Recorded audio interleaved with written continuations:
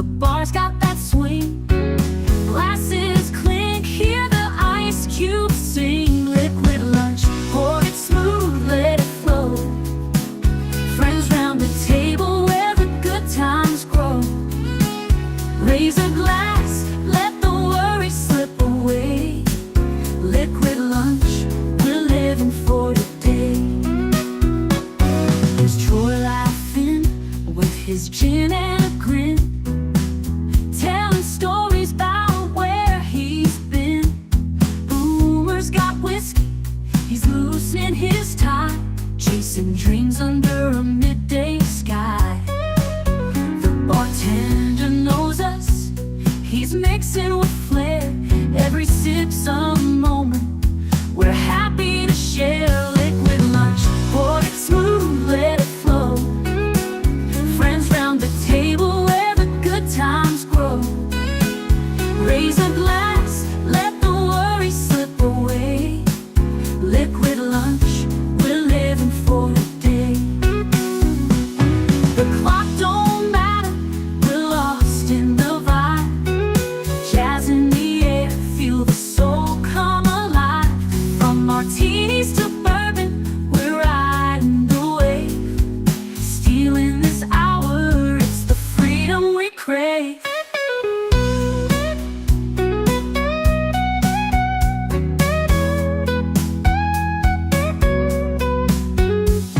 Sun's still shining, but we're in our zone. This bar's our shelter, our temporary home. One more round before the world calls us back. Savor the moment, keep the blues in the rack. We'll laugh and we'll toast till the afternoon fades. Memories made in these liquid escapades. Liquid lunch, pour it smooth, let it flow. Friends round the table where the good times grow. Raise a glass, let the worries slip away. Liquid lunch, we're living for today. So here's to the day, like the drinks and the fun. Our liquid lunch, till the next one comes. With a wink and a smile, we'll be back real soon. Chasing that jazz under the high noon.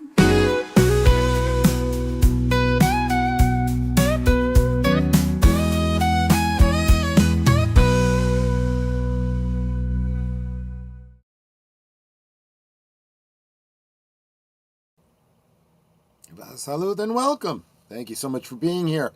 First off, I want to ask if you guys would give me a sound check. I have my microphone configured a little differently, and I wanted to know if I'm coming through clearly and you can hear me all. Happy Wednesday. We are halfway through the work week. I mean, literally, lunchtime, middle of the day on Wednesday. That's the main mark. So everything from here on, we're getting that much closer to the weekend. We're on our way out. So Curtis says 5x5, all good. From Connie Cleary, 5x5, Big Al, sounds good. Jonathan Conroy. Okay, that does not constitute me saying hi to you guys just yet. I'm going to give you your proper due now, but thank you for helping me out with the sound on this. So starting with Netter of Netters Network, she was the first one there, saying, hello, love of my life. I love you too, my dear. She says, like, share, subscribe, become a member, leave a comment. Speaking of becoming a member, that's another question I want to ask you guys. Now, most of you guys here are already members, so you may not even be able to answer this question. But again, when you are on this side of the stream, it can sometimes be difficult to know what your experience is like. So I got a comment from a regular listener who's like, how do I become a member? And I said, you just, you click that membership button right at the beginning. It says join. She says, well, I'm not seeing it. And so, you dummy me, first thing I do is I go and I look at my page. And of course, I don't see it because I'm me. I'm not going to join my own page, right? So then I thought, well, okay, I'll log out of YouTube and look at my page. And then I realized, well, now I'm not logged in. I don't think you can join any pages if you're not logged in on an account. And then I started looking at different people's pages, and then I realized, well, some people weren't monetized to begin with, so they don't have a join button and so forth. And I'm already a member of that one, so I can't see there. And I was seeing a couple different things when I would get to a page. Some said join. There was a join button. Others didn't have that. They had a subscribe plus button. And if I was already subscribed to them, I'd hit that subscribe button and it would take me to the join. But then I realized that this person who was asking is working off of a phone. And I've never even looked at YouTube on my phone. So I don't even know how one joins a channel, becomes a member on a mobile device. You guys have any insights on that? I'd love to hear from you on that. Here we got me and my monkey hanging out with me in the chat. Good to see you, my friend. Hope you're still lurking. Hope you're still here. Curtis Selby, channel member. Speaking of memberships, welcome, welcome. Happy WTF Wednesday, my friends. Yes, happy hump day to you as well, my friend. Looking forward to Flight of the Navigator this weekend. Let's see. What am I seeing? What am I seeing here?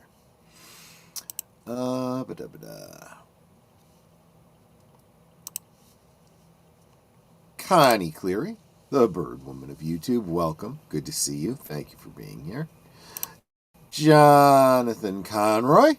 Hail and smash the button and enjoy the show. Of course, of course. ussarn. Good to see you, my friend. Let's see here.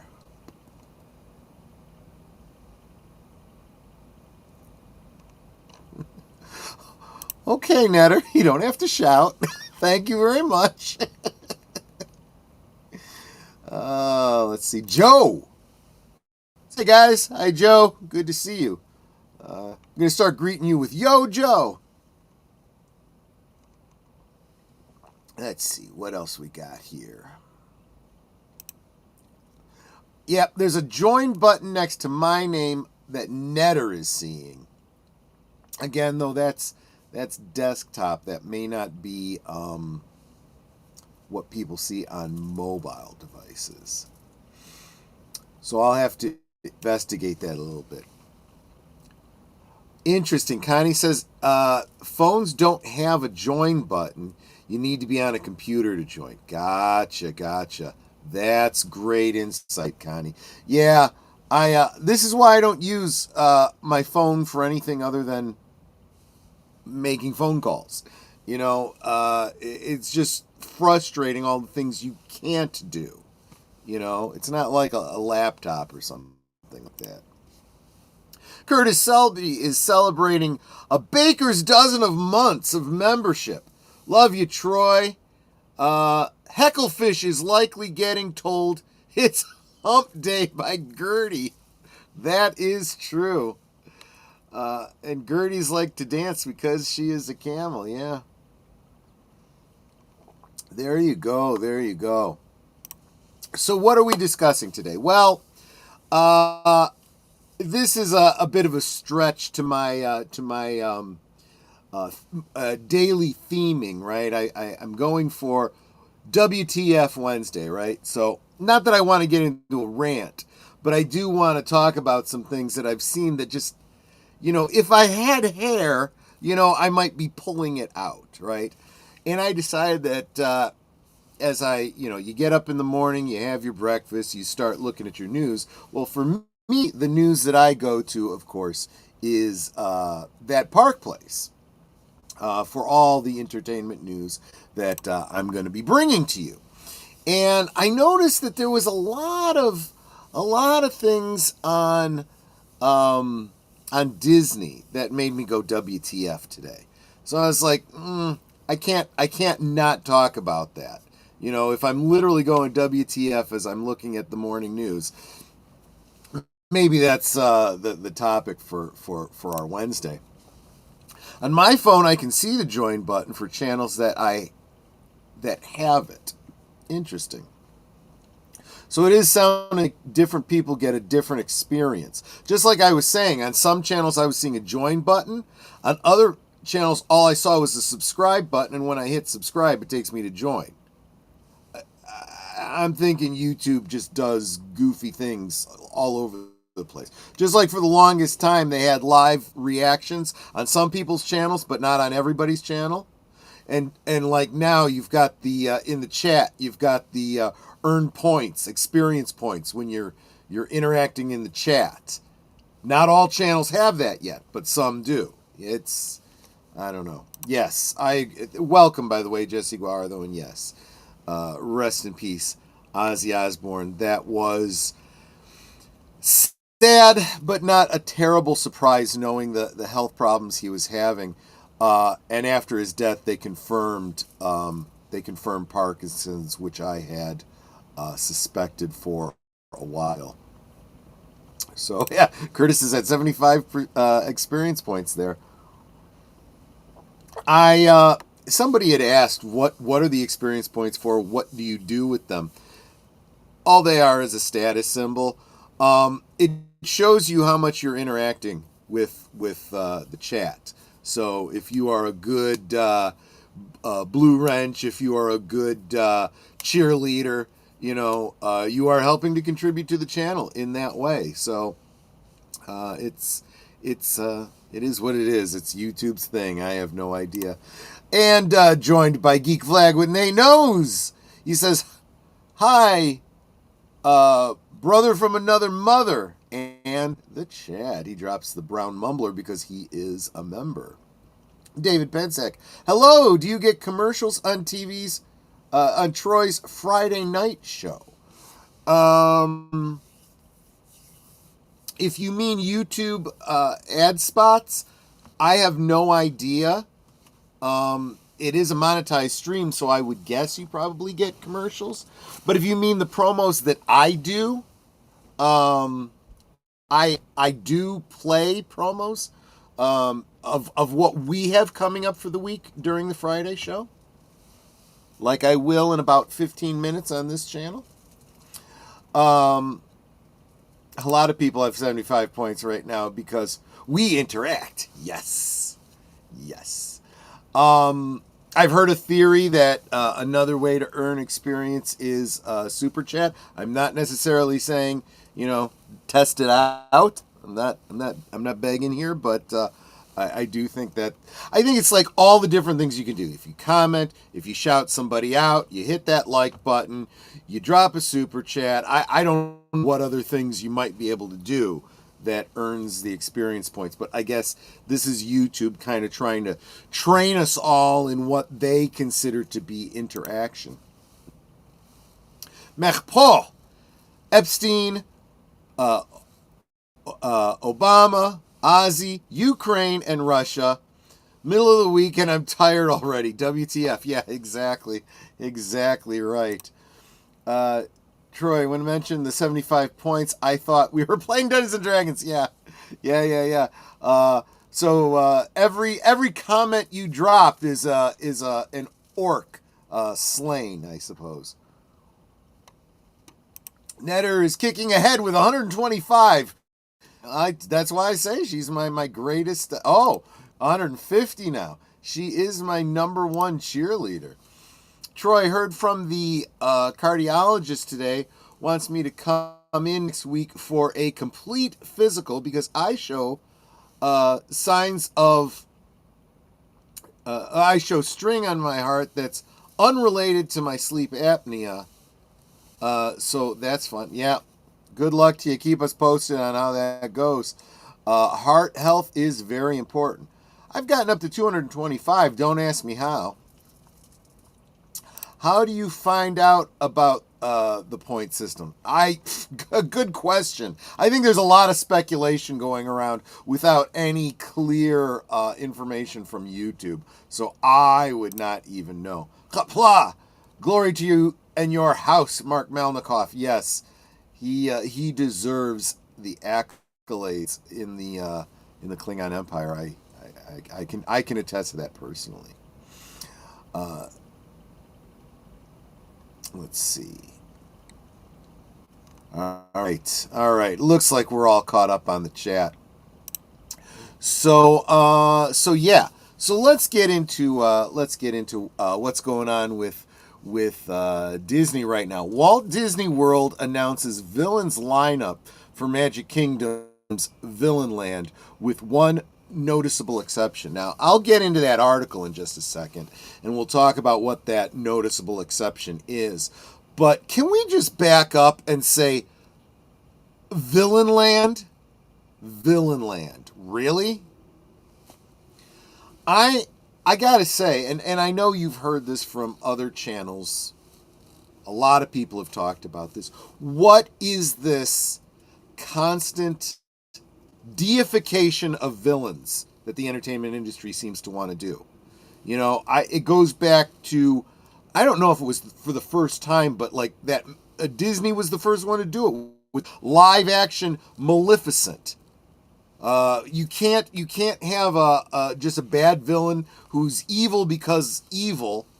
No. We have to give you the tragic backstory so that you feel sorry for them because villains are the good guys.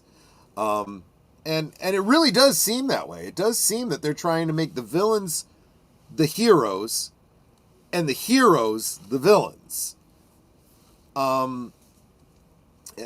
Just saying. Hi. Say hi a bunch. Maybe share a few folks' links. If you send a super chat, you may or may not get XP. That last part makes no sense to me. Anything gives XP, it should be super. If anything gives XP, it should be super chats. I get that. Villains sell, I think that's why. Well, again, this I think is another example of the entertainment industry getting the wrong message. You know, they ascribe causality to things where no causality exists. They confuse correlation with causality. So when you have a movie that does really, really well, right? They want more of that.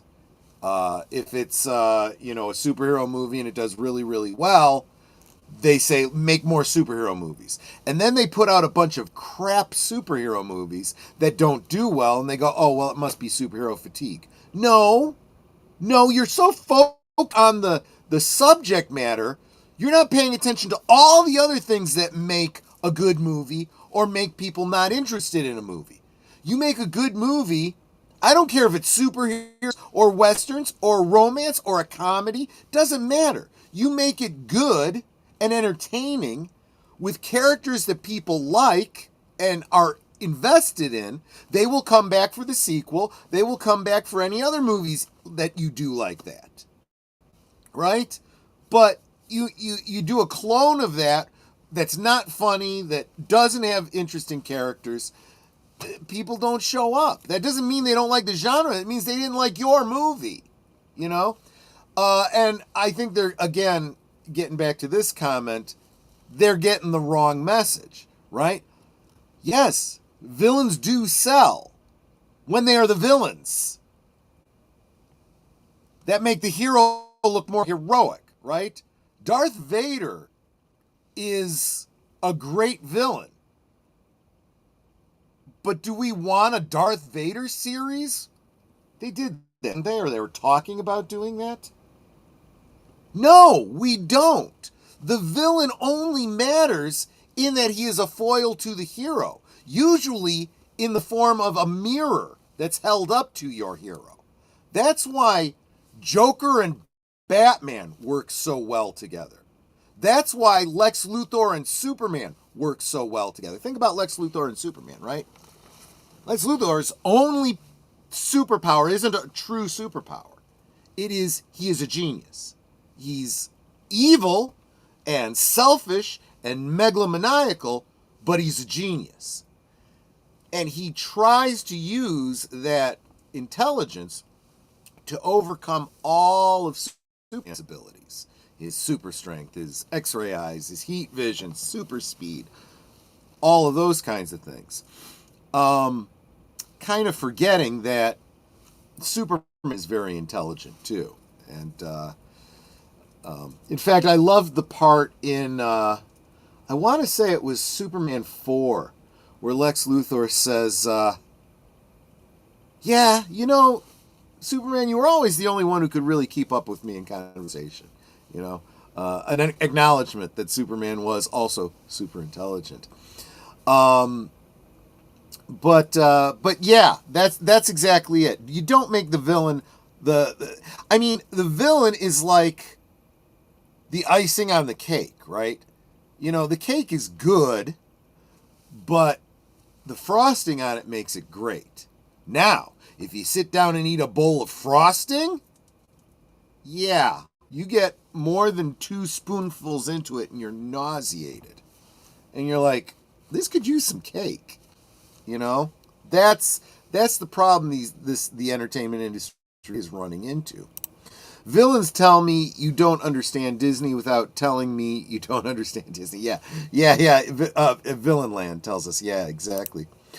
Troy reminds me of the early 2000s of the Villain Mountain Ride and all the promo on Toon Disney, chilling with the Villains marathon while showing concept of the ride. Yeah. And now here we go. It's a calculated effort because liberals understand that a lot of their core beliefs and values align with the villain. So it's their job to try and make the villain seem more sympathetic. Look, I'm not even going to say, well, I guess if you mean from a liberal in a philosophical sense, that's probably true. A subset of liberals, the libertine, right? The hedonist, right?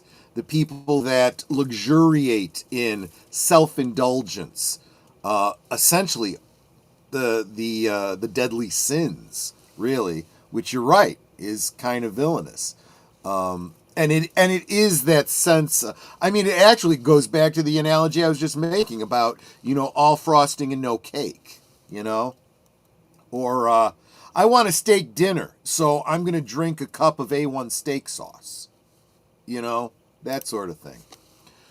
There are tragic villains, but there are straight up evil villains as well.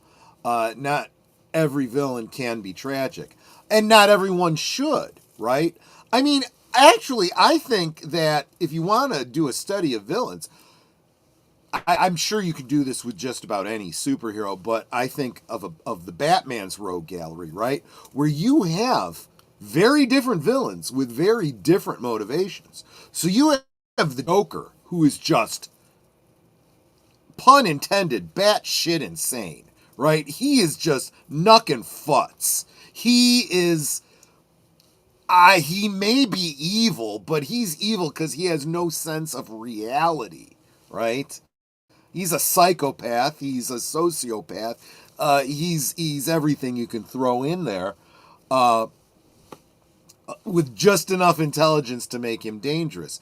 And then you have someone like Ra's al Ghul, who is very cunning and, under the right circumstances, could even be an anti-hero. But he's a villain. But he's more like the Lex Luthor type, the conniving, the scheming, overcome through intelligence and long-term planning, which is a different way to, because Batman embodies that as well from the positive side, right? Ra's al Ghul is trying to take over the world, basically, right? The Penguin's a little different. He actually fits way better into the organized crime concept, right? He's the fixer. He deals in information. He deals in stolen or trafficked products. And he's probably the most likely candidate for rehabilitation if you could convince him to maybe use his skills for good, be an informant, be that kind of a thing. Villain, but very, very different. Riddler. We'll be talking about the Riddler in the very near future. I am just finishing up the book Batman Resurrection, which is a sequel to Batman 89, prequel to Batman Returns. And the author has another book coming out in October that I'm looking forward to that is going to focus on his interpretation of the Riddler. Really liking it. Really, this author is actually really, really good. I have heard, and pray it is true, that Peter Jackson is making a proper Silmarillion series with Henry Cavill as Fëanor. Oh, wow. That would be very, very interesting. It depends who is in charge of it. Is this going to be an Amazon thing? Is this going to be something else? I mean, who's got the rights to the Silmarillion? I'd love to know that. Superhero fatigue is just fatigue of overstuffed and bloated movies. Yeah, I don't want to do homework to understand a film. A movie should be entertaining and self-contained. That's what the audience demands. See, there was this, this is another example, and Joe, thank you for bringing this up. This is another area where Marvel Studios got the wrong message. They decided that, oh, the fans react really well to Easter eggs and, you know, all the little details from the lore and like that. So let's do a lot of that to make the interweaving good. And by doing that, we can get them to go to, you know, we saw it very acutely right at the end of the whole Infinity Gauntlet saga, right? Just before Endgame, they dropped that movie, Captain Marvel. So everyone thought they had to go see Captain Marvel before they saw Endgame. Only come to find out, not really.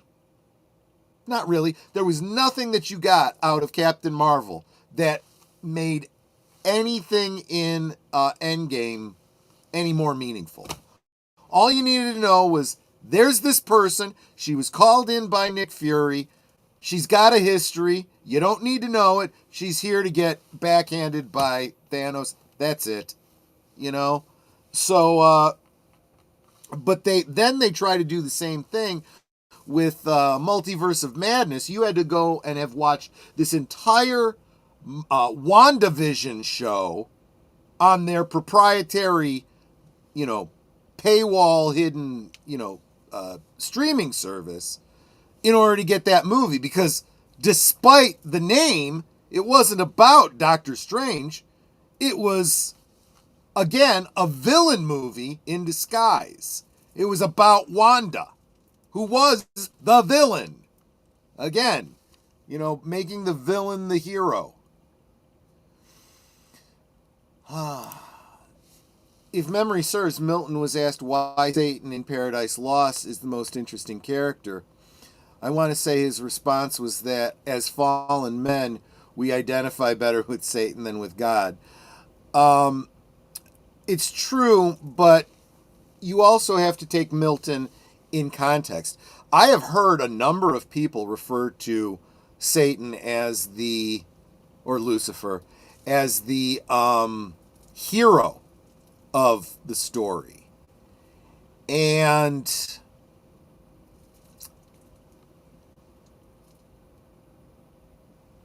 I think a better way to try to understand that is Darth Vader the hero of Star Wars, right? You could compare Darth Vader to Lucifer in that he was an angel. He was the greatest of angels who fell to the dark side and turned on everything that was good. Does it make him the hero because at the very last minute he, you know, sacrifices himself to save his son and thereby, you know, everyone else? Not really. Not really. That's just the wages of sin. The wages of sin is death. He got what he had coming to him. The hero is Luke. Luke was the one who was willing, who did nothing wrong, who did not earn, you know, the bad karma of the universe, but he still was willing to go and lay down his life to save his father. and to everyone else. He said, you know what? I may die here on this Death Star, but I'm going to do what I can to save my father because I know there's good in him. You know? That's the hero, right? The villain may have a moment of grace at the end, but it costs him everything because of what he's already done. He gets what he's got coming to him. And that's Satan. Satan never has the Darth Vader moment of okay, I screwed up, you know, kind of thing.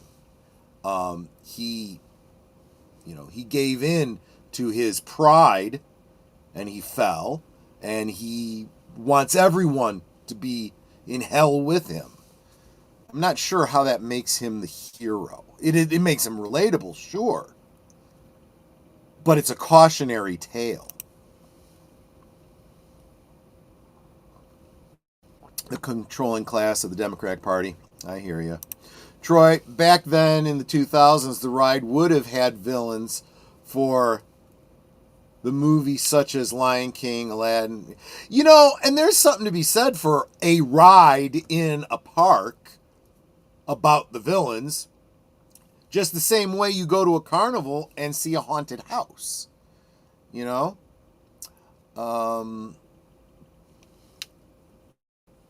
Megamind was a great example of them kind of flipping the script on the villain superhero thing. You could say the same thing about that, what was it? The Dr. Horrible's, you know, singing blog or vlog or whatever that was. That would be a good example of the inversion of the villain and the hero.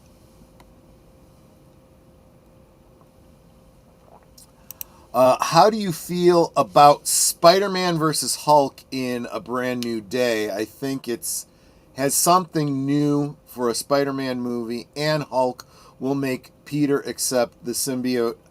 Otherwise, everyone's dying. I didn't know that there was a symbiote aspect to the story. When I first heard Spider-Man versus Hulk, made sense. They've done that in the comics many times. I think it makes for a great story. My problem is get your rights issues straightened out. Get your character problems worked out with the Hulk, because the Hulk should have had a run of its own movies and never did. And then he just became a cuck in every other movie that they've done. And you know what? I would also recast him. Get rid of Ruffalo. Roy, a character I write characters? Okay, Jesse. What are we trying to say here? Captain Marvel and Eternal characters who could have been great help, but on the side doing nothing. Yeah. Oh, yeah. That's the other thing. If you can't write a story of ensemble, you're going to kind of screw yourself.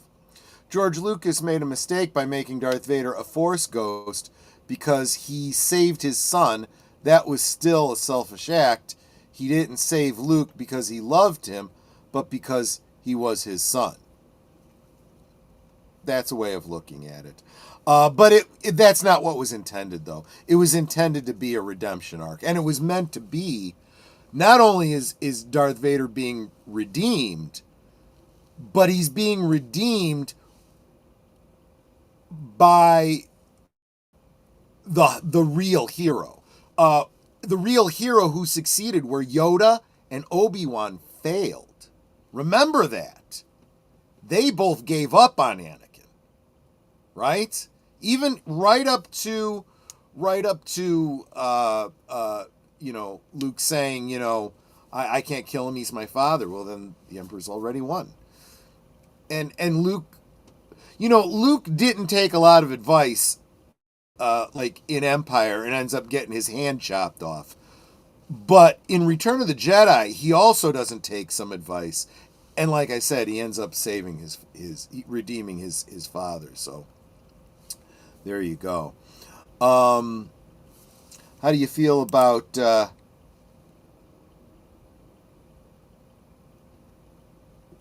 you said Jake Schneider, Jake Schreier? I don't know that person. Directing MCU X-Men movie. I enjoyed Thunderbolts. It was a dive into mental health. I have no idea. I mean to say I hate characters written like those of Captain Marvel. Yeah, I agree with you. Actually, Snarky J last week just put out a great video about the Mary Sue concept. Anyway, I'm going to get to those promos. I'm getting to them a little late, and then we'll hit this article real quick. I'll be right back. On the other side, I got to top off my drink. You are watching Liquid Lunch, streaming every weekday at noon Central, 1 p.m. Eastern. Let's sip together. This week on Netter's Network, Netter introduces us to The Horror King, which may be the first horror-based channel on YouTube.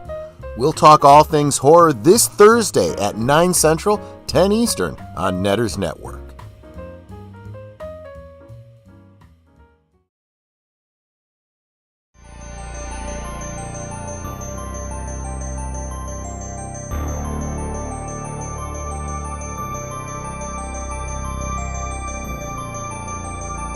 This week on Saturday Night at the Movies, David is 8 years late for dinner, and the U.S. government wants to know why. Come along on the greatest adventure of the summer. It's Flight of the Navigator. This week on Big Al Presents Films with Friends. Saturday at 9 Central, 10 Eastern. Every Sunday evening, Aged Boomer and Papa Pacelli bring you the rundown of the week's geek news, or at least what they think is interesting. You may have heard about it somewhere else, but Boomer and Pacelli put a spin on it you likely won't hear anywhere else. It's Geeky Geezers, every Sunday evening at 8 Central, 9 Eastern.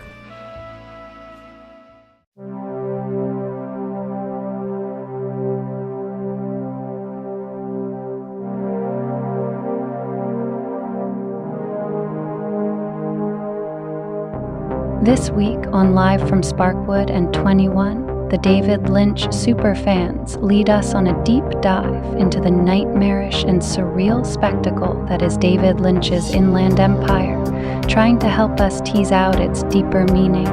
This Tuesday at 7:30 Central, 8:30 Eastern on Deleted Scenes and Affiliates.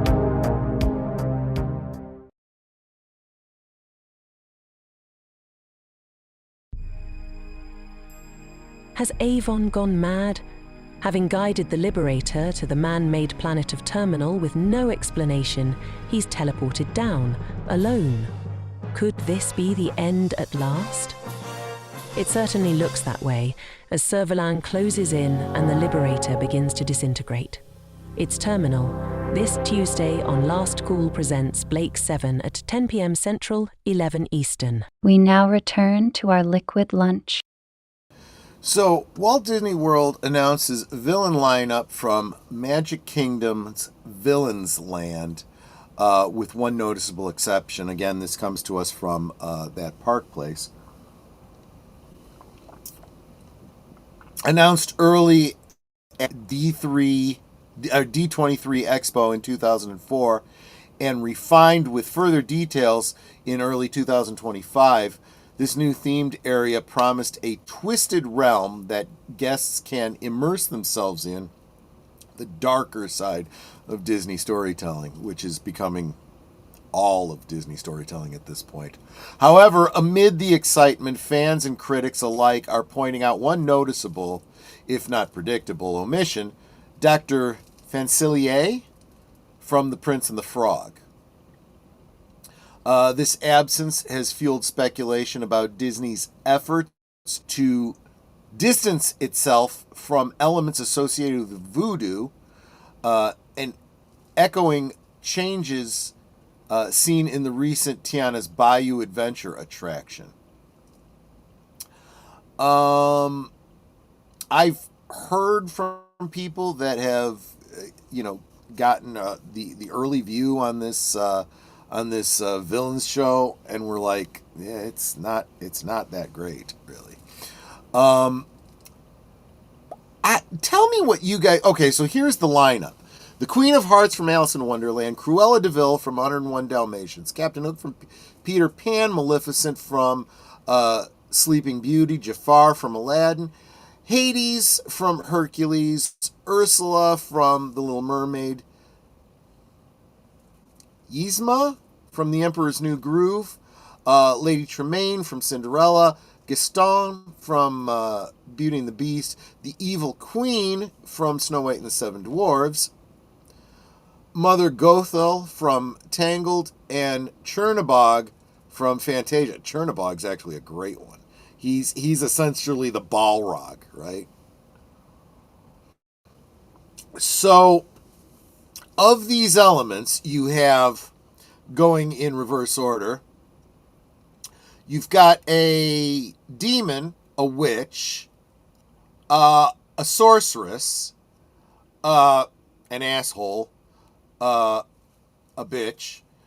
I don't even know who this person is. Ursula, another witch, I suppose. Hades, a god, who I think gets a bad rap. Because he's the god of the underworld, they make him evil. But okay, it's their.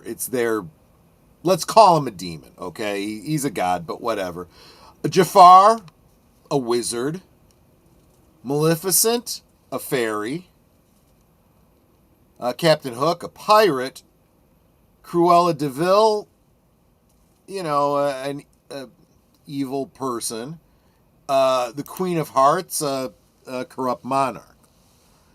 We got a couple witches and sorcerers in there. Why is voodoo not something we just got to stay away from that, because there's certain minorities that are allowed to not have their particular cultures touched in any way. I mean, there might be some Greeks that might have a little problem with that whole Hades thing, Certainly, mytho-historians might have a real problem with the way Hades is presented in Hercules. More on that, go check out John Solo, as he talks about lore and their modern depictions and so forth. Thank you so much, me and my monkey. You are incredibly encouraging. I super appreciate it. Live long and prosper, my friend. So, I think it's pretty hypocritical, this whole, ignoring the voodoo aspect. Right, look, right here. You got Ursula, who, I'll tell you, if this is the depiction from the live action, yeah, it is. It's actually not a bad Ursula. That's actually a pretty good depiction. I think that was pretty good. But she's a witch. But apparently voodoo, which is a kind of witchcraft, you're not allowed to... Okay. Whatever. WTF is basically what I'm getting at. I'm not even getting into any of... Oh, I just realized I'm not sharing my screen anymore. My apologies. I just came back to the main page, and I'm not even getting into any more of this late night crap. Forget that stuff. But this was another WTF.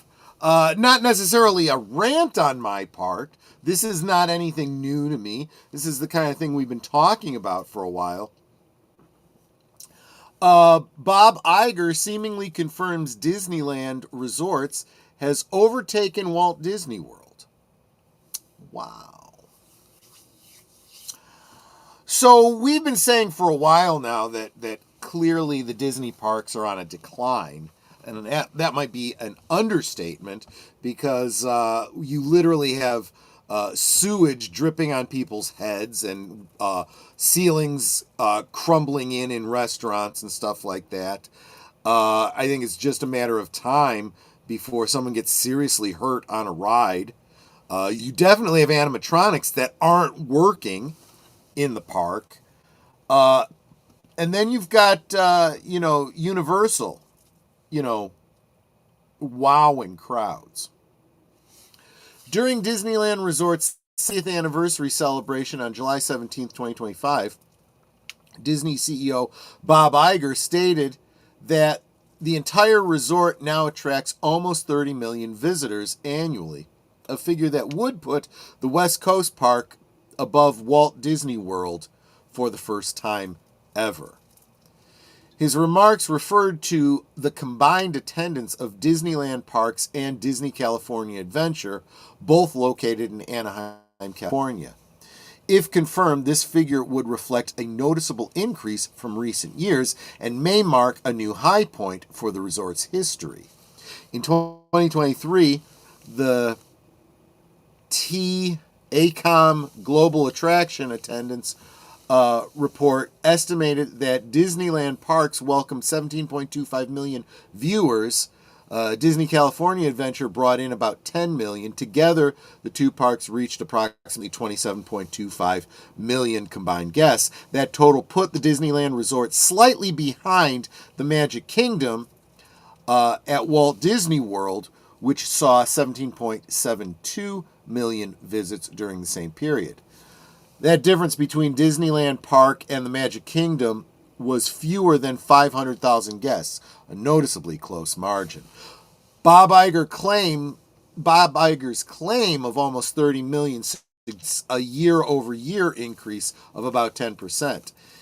If accurate, the figure would surpass the resort's pre-pandemic peak of 28.5 million visits in 2019. It would also mark the first time that the Disneyland Resort overtakes the Magic Kingdom in annual attendance, which could shift internal priorities within the Walt Disney Company. Several factors may have contributed to this potential increase. In 2024, Hurricanes Helene and Milton disrupted travel across Florida, where Walt Disney World is located. Although Disney has not directly linked these events to declining attendance, quarterly reports did indicate lower guest numbers at the Florida parks. Meanwhile, the 70th anniversary brought renewed interest and attention to Disneyland. Special events, seasonal offerings, and nostalgia-driven marketing campaigns may have boosted the regional and national attendance. Why this matters. Iger's comments also came at a time when the company is actively highlighting the strengths of its West Coast operations. By mentioning this attendance milestone during a high-profile anniversary celebration, Iger may have intended to showcase Disneyland's current momentum. His remarks provide a public signal of confidence as the company awaits the release of official third-party attendance data. But at the same time, it's seemingly a confirmation of what's been reporting, what we, that Park Place, has been reporting for months, that Walt Disney World's attendance has been falling, and for the first time, the Magic Kingdom might not be the most attended theme park. Yeah, that's what I was thinking going into this article. Oh, Disneyland is doing so much better. Well, maybe it's more that Disney World is doing so much worse. This shift could have long-term implications for Disney's internal resources allocation. Higher attendance often leads to increased investments in new attractions, infrastructure, and marketing. If Disneyland Resort is now the most visited Disney park in the world, future development dollars may follow. It could also influence decisions around expansion projects and entertainment offerings. Disney no longer publishes park-by-park attendance figures. As a result, the TACOM report remains the most reliable independent source. The 2024 edition of this report is expected in the fall of 2005. If it verifies Iger's claim, it will mark a historic moment for the original Disney theme parks. Observers will be watching to see if Disney finally claims the top spot among global theme park destinations. In context, the Magic Kingdom reached its all-time high in 2019 with 20.96 million guests. Since its 1955 opening, Disneyland Park has seen over 757 million total visits. Its sister park, Disney California Adventure, consistently ranks among the top 15 most visited theme parks worldwide. Until the next TEA ACOM report is released, Bob Iger's statement remains the most recent estimate of Disneyland Resort's annual attendance. Whether the resort truly crosses the 30 million mark will soon be confirmed. Regardless, the statement reflects growing momentum for the Anaheim parks and signals a possible shift in the balance of Disney's theme park leadership. Thank you so much, DJRonnieG, for returning as a member. Thank you so much for returning, my friend. You are a wonderful supporter of the channel, and I super, super appreciate you. So what is the competition on the left coast for Disneyland? Because I can tell you right now, another element that this article doesn't really get into too much is that Disney World in Florida is seeing an increase in competition with Universal Studios and Epic Universe. So, you know, when Burger King opens up next to McDonald's is going to see a dip in its burger sales, you know. Then Wendy comes into the mix, and, you know, both places suffer. That's how competition works. So is it, there's a lot of, I do appreciate the fact they get into a lot of different aspects here, because they are talking about, you know, an anniversary, they're talking about celebrations, special events, a lot of hype. So yeah, that's gonna drive things this year. Is this gonna be a continuing trend, or is this a one-off? You know, that's another thing. These are elements you have to consider from a business standpoint, and I think that's the biggest WTF that I've had with Disney. What are you thinking, Disney? Who's running your business there? Who's making these kinds of decisions? The real superhero fatigue is the endless rumors we heard along the way. That's an interesting one. I'll have to check that one out. These are members articles. I am a member of that park place. So some really great insights here. Looks like there's going to be a Mr. Terrific series that they're talking about, which should make a lot of the people who enjoyed this recent Superman movie very happy, because Mr. Terrific was the thing that kept coming up that people said that they really, really liked about this film. I did mention early on, before I saw the movie, that I had some real reservations about this character and the way they were depicting him. Once I saw it in context, he was a much better character than the promos that I had seen would have caused me to believe. The villain lineup.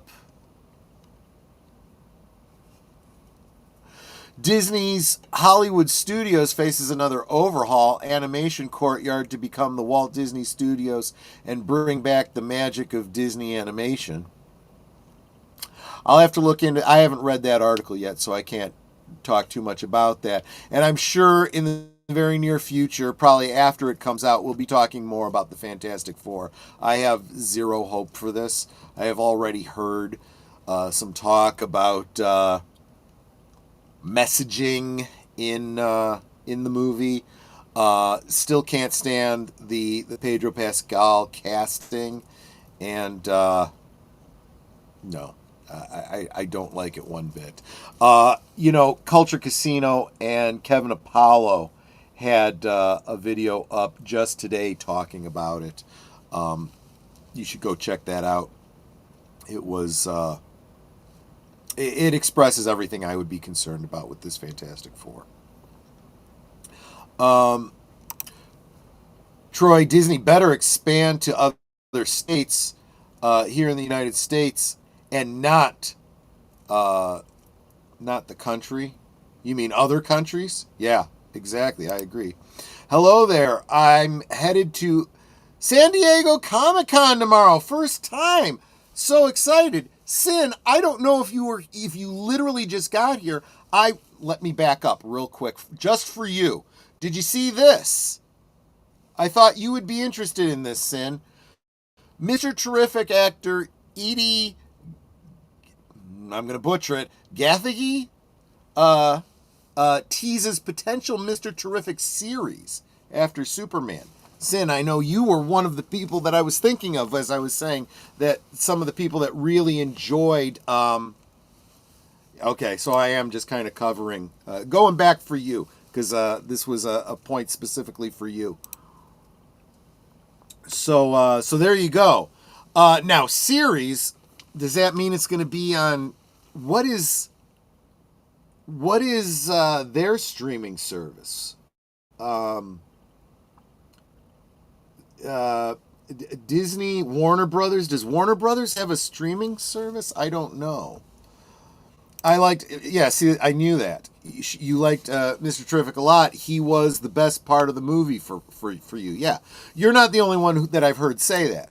So I couldn't see him that way because I first needed to have my opinion changed about him from what I saw in the promos, which I did. I thought he turned out to be a much better depiction of Mr. Terrific than I had anticipated, but so it'll be on HBO Max. Okay. So again, a series going to streaming that only people that subscribe to that streaming service are going to see. Just saying, I think a lot more of these things should be made movies, and those movies should gain their money back at the theater before going to a streaming service. But again, that's just my opinion. And as always, I'd like to hear more what your opinions are. We're not going to be able to continue to cover it here in the chat because I got to go. I have an appointment that I've got to get to, and I need to wrap this up. But tomorrow is Thankful Thursday. I'm going to share some things I am thankful about tomorrow. And tomorrow night, Netter will be interviewing the Horror King, as mentioned in the promos. What was not mentioned in the promos is that tonight, after I get back from my MRI, I've got to get ready because I've been called in to do down in Xanadoom. I am returning to Overlord DVD's Pop Culture Breakdown this evening. So looking forward to that. Hope as many of you as possible can make it into the chat to say hi to me there, to let Doomcock know that Troy is worthwhile because he brings all his peeps with him. I would greatly appreciate that. So I want to thank all of you guys in advance. I want to thank you guys for hanging out with me for Liquid Lunch today. You guys are just aces. I appreciate you guys so much. You guys take care. We'll see you on the next one. Bye-bye. Goodbye.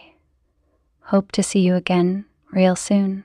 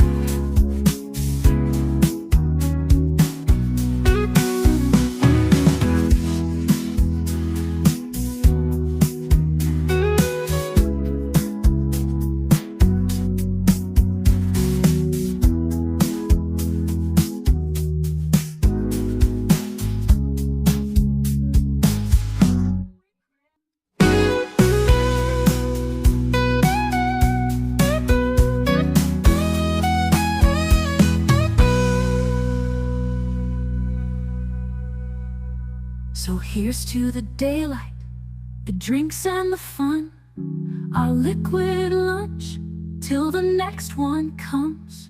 With a wink and a smile, we'll be back real soon, chasing that jazz under the high noon.